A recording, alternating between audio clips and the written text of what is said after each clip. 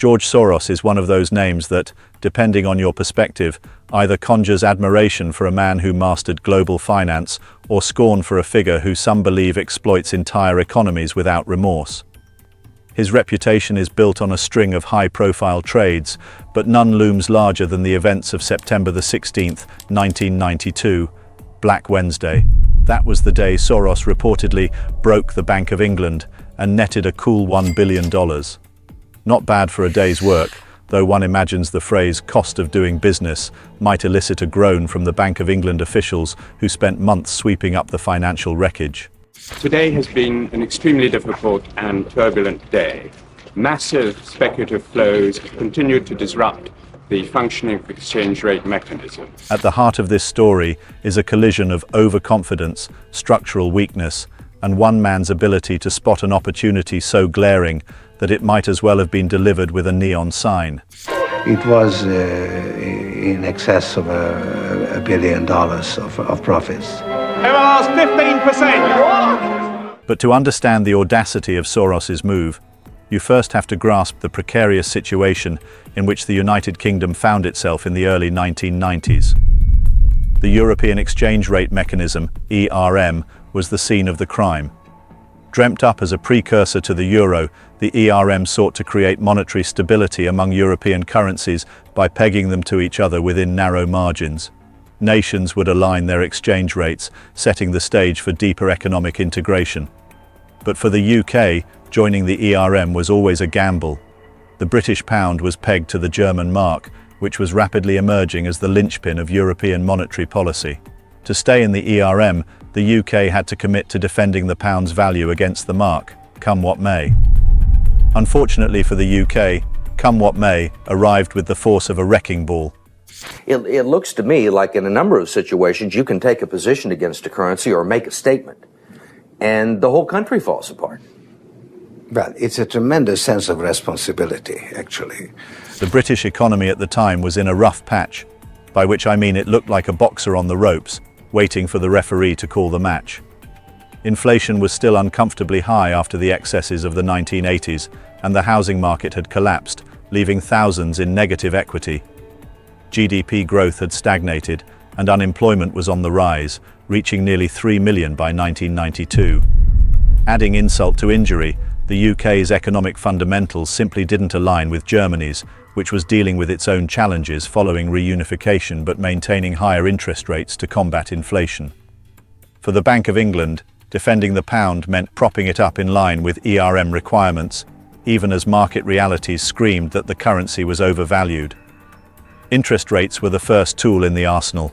Raising them should, in theory, attract investors seeking better returns. But in a struggling economy, the idea of even higher rates was akin to pouring salt on an already festering wound. The second weapon was the country's foreign currency reserves, which could be used to buy pounds in an effort to sustain demand. Neither of these tools inspired confidence in the long term, and that's precisely where George Soros and his quantum fund entered the scene. In the last 2 years, you've been blamed for financial collapse of Thailand, Malaysia, Indonesia, Japan, and Russia. All of the above. All of the above. Yeah. Are you that powerful? No, I think there's a great misunderstanding. Soros wasn't some opportunistic day trader taking potshots in a volatile market. By 1992, he was already a heavyweight in the financial world. The Quantum Fund was a hedge fund he co-founded with Jim Rogers, and its entire ethos revolved around bold macroeconomic bets. Soros had a knack for identifying cracks in systems, whether in currencies, economies, or markets, and exploiting them with precision. As he famously put it, "I'm only rich because I know when I'm wrong." That modesty might be easier to take at face value if it weren't coming from someone whose net worth eventually climbed into the billions.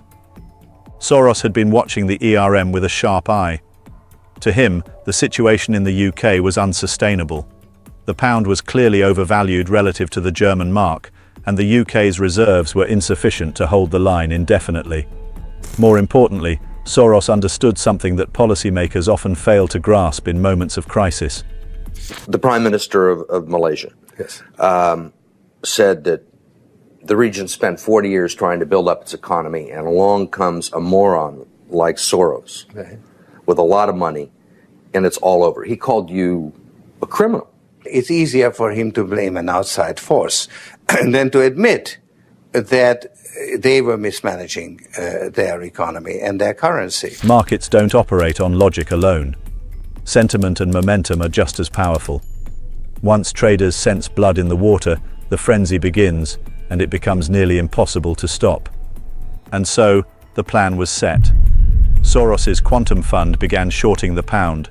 To short a currency means to bet on its decline, and the mechanics of the trade involve borrowing the currency, selling it at the current price, and then buying it back later at a lower price to pocket the difference. The fund borrowed billions of pounds and converted them into stronger currencies like the German mark and US dollars. The scale of the bet was enormous. By some accounts, Soros and his team had taken a $10 billion position against the pound. I think that I've been blamed for everything. I am basically there to make money. I cannot and do not look at the social consequences of what I do. As Soros placed his bets, the UK government braced itself for a showdown. It's worth pausing here to consider the psychological weight of what was happening. The Bank of England, one of the oldest and most respected institutions in global finance, was effectively going to war with a hedge fund. This wasn't just a technical battle over exchange rates, it was a clash of egos and ideologies. The government's position was clear. The pound would be defended at all costs. But markets have a habit of chewing up hubris and spitting it out. On the morning of September the 16th, the Bank of England began its defense. Interest rates were raised from 10% to 12% and later in the day to 15%. This was meant to signal strength, to show the world that the UK was willing to do whatever it took to maintain the peg. The unappetizing options. It can put its Europe policy first, formalise the devaluation of the pound at a new rate against the Deutschmark, and re-enter the ERM, thus putting the pound back in the possible firing line. Or it can decide that today has proved that Mrs. Thatcher was right after all, that you can't buck the market, and that the pound had better float outside the ERM for the time being. That might hasten recovery from recession, but it would also wreck the government's strategy for zero inflation later this decade. The decision will be fateful. But the market wasn't buying it, literally or figuratively. Soros and other speculators continued selling pounds en masse, forcing the bank to burn through its reserves to keep up. By some estimates, the bank spent over £3 billion in a single day trying to stabilise the currency. By the evening, the game was up. The UK announced it would be withdrawing from the ERM, and the pound was allowed to float freely. As chairman of the Council of European Finance Ministers, I have called a meeting of the Monetary Committee in Brussels urgently tonight to consider how stability can be restored to the foreign exchange markets. In the meantime, the government has concluded that Britain's best interests are served by suspending our membership of the exchange rate mechanism. The immediate result was a sharp devaluation, which meant Soros's short position paid off handsomely. His Quantum Fund reportedly made $1 billion in profit that day, cementing his place in financial history. The aftermath of Black Wednesday was complicated. In the short term, it was a humiliation for the UK government. The episode exposed not just the fragility of the pound, but also the limits of state power in the face of global financial markets. The Bank of England had lost billions, and Prime Minister John Major's government took a significant hit to its credibility. But in the long run, some argue that leaving the ERM was a blessing in disguise. Freed from the constraints of the fixed exchange rate system, the pound found its natural level, and the UK economy began to recover. For Soros, the trade was a masterstroke, though not without its critics. Some viewed him as a visionary who had simply read the economic signals better than anyone else. Others saw him as a predatory opportunist, willing to exploit national vulnerabilities for personal gain. World economy has overcome the shock that it has suffered, because for a while everything froze, and now it's sort of things are moving again. Soros himself has always maintained a somewhat detached view of his actions. "I'm engaged in an immoral activity which is not meant to have anything to do with guilt," he once said of his approach to finance. The legacy of Black Wednesday extends far beyond the billions won and lost. It serves as a case study in the power dynamics between governments and financial markets, as well as a reminder that no system, however robust it may seem, is immune to collapse under the right or wrong conditions. Soros, for his part, remains as divisive as ever.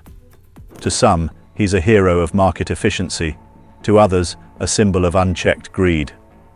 Whatever your view, one thing is undeniable. On that fateful day in 1992, George Soros didn't just break the Bank of England, he rewrote the rules of the game.